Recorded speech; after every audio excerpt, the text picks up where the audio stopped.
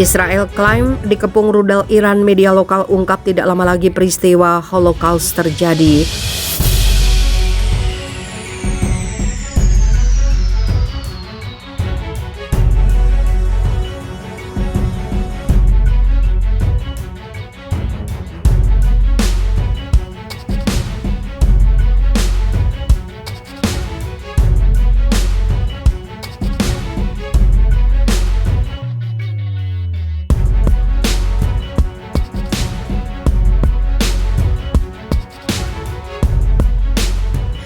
Propaganda dilakukan Israel dengan menyebut pemerintahan mereka dalam kondisi terjepit oleh sekutu Iran.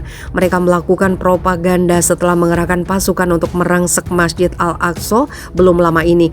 Dikutip dari Safak News yang melansir surat kabar Israel Jerusalem Post berisi sebuah pertanyaan dan ketakutan. Pemberitaan tersebut mengabarkan pemerintah bertanya-tanya apakah Israel bisa mempercayai Amerika Serikat lagi setelah perang Ukraina dan setelah pengalaman Afghanistan. Israel mengklaim saat ini masuk dalam daftar ancaman. Hal itu dinilai menjadi ancaman untuk masa depan mereka dengan menyaksikan rudal infrastruktur di Irak, Lebanon, Gaza, dan Yaman.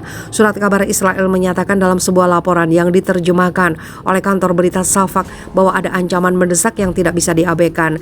Mereka menyebut kehadiran 100.000 rudal yang dikerahkan di Lebanon di perbatasan utara Israel adalah rudal mematikan. Dikabarkan terlihat penumpukan armada perang yang terlihat di komplek yang terletak di jalur Gaza, perbatasan selatan Israel.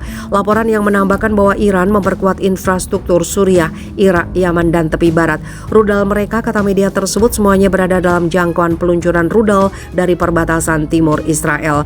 Menurut laporan itu, hanya perbatasan barat yang menghadap ke Mediterania yang dikecualikan dari ancaman rudal. Namun situs peluncuran genting di mana rudal Iran dan sekutu sudah mengelilingi Israel yang merupakan keprihatinan eksistensial.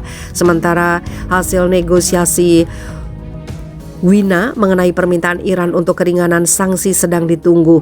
Jika tidak ditangani seperti masalah penghapusan pengawal revolusi dari daftar terorisme, akan ada konsekuensi penting yang tidak hanya untuk mengancam Israel, tapi juga akhirnya Amerika Serikat. Dalam hal pelonggaran sanksi terhadap Iran, Teheran dalam waktu singkat akan memiliki dana sebesar ratusan triliun rupiah. Dengan anggaran sebesar itu, mereka tidak akan tunduk pada pengawasan atau pembatasan senjata. Iran, dikatakan media tersebut, akan membuatnya mampu secara finansial untuk melakukan ancaman bahkan serangan yang bisa menghapus Israel dengan meluncurkan serangan darat, laut, dan udara yang terkoordinasi menurut laporan surat kabar The Jerusalem Post. Oleh karena itu, surat kabar Israel bertanya-tanya mengingat situasi ini, apa yang dapat diharapkan dari sekutu Israel? Apakah itu akan lebih dari apa yang dilakukan dalam kaitannya dengan Ukraina, yaitu hanya menyediakan dana dan persediaan? Laporan tersebut mempertimbangkan bahwa Presiden Amerika Serikat Joe Biden mungkin secara tidak sengaja telah membuat presiden buruk dalam hubungannya dengan Presiden Rusia Vladimir Putin. Itu adalah Presiden Amerika yang mungkin beralih ke cara menangani Israel jika Iran menyerang Israel. Lebih lanjut, pertanyaannya tentang apakah ada nilai dari janji Biden dan Menteri Luar Negeri Antony Blinken mengumumkan untuk meyakinkan Israel bahwa Iran tidak akan memiliki senjata nuklir. Kami bertanya apakah Biden dan Blinken telah melupakan bencana di Afghanistan. Laporan tersebut mengingat tragedi yang telah diderita orang Yahudi selama berabad-abad dan menunjukkan bahwa Israel berhak untuk tidak mengabaikan penjagaannya. Dikutip dari buku Esther yang membahas sejarah Yahudi di mana orang Yahudi memperingati penyelamatan orang Yahudi dari Haman. Dia menggambarkan sebagai sosok jahat yang merupakan pejabat kekaisaran Ahaimenid Persia yang berencana untuk memusnahkan orang-orang Yahudi di Persia. Laporan Israel menyimpulkan dengan mengingatkan juga bahwa kejahatan yang sama yang menyebabkan Holocaust tampaknya hadir hari ini seperti di era sebelumnya. Tetapi tulisan di media tersebut menekankan bahwa nasib Amerika dan Israel bisa menyatukan mereka bahkan jika Biden menutup telinganya dan menutup matanya untuk itu.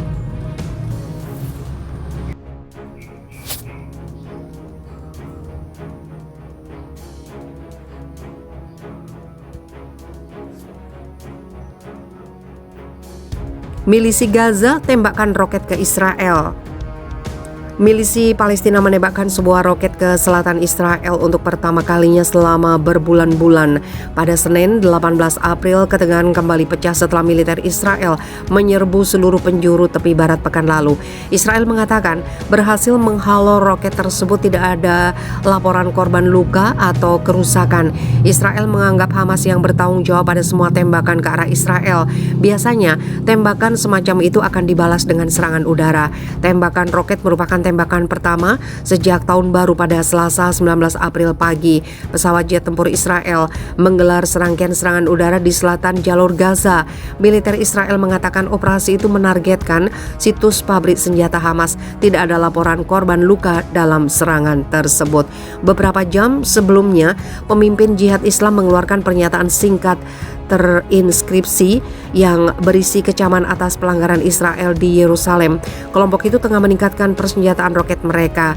Ziad al-Nakhala yang berada di luar wilayah Palestina mengatakan blokade Israel Mesir yang diterapkan setelah Hamas menguasai Gaza 15 tahun lalu tidak dapat membungkam kami dari apa yang terjadi di Yerusalem dan wilayah pendudukan tepi barat. Namun tidak ada kelompok bersenjata di Palestina yang mengaku bertanggung jawab atas serangan roket tersebut. Pada akhir pekan lalu, polisi Israel menyerang warga Palestina di sekitar Masjid Al-Aqsa.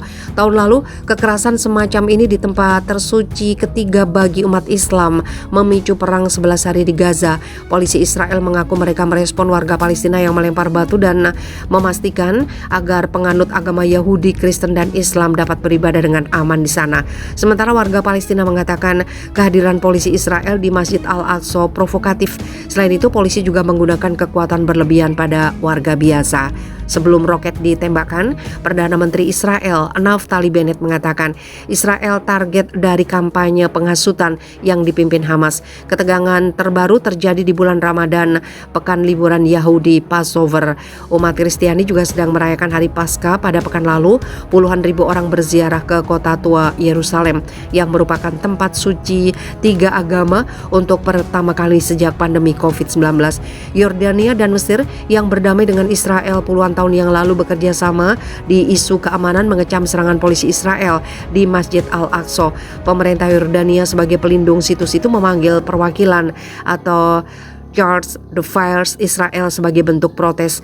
Raja Yordania Abdullah II membahas kekerasan tersebut dengan Presiden Mesir Abdel Fattah el-Sisi. Berdasarkan pernyataan gabungan, mereka sepakat tindakan provokatif dan ilegal Israel harus segera diakhiri. Yordania berencana menggelar pertemuan dengan negara Arab untuk membahas masalah ini. Israel mengatakan polisi mereka memaksa masuk komplek Masjid Al-Aqsa pada hari Jumat lalu karena warga Palestina menumpuk batu di gerbang yang digunakan umat Yahudi masuk ke situs suci. Gerbang tersebut juga mengarah ke tembok barat situs tersuci orang Yahudi berdoa.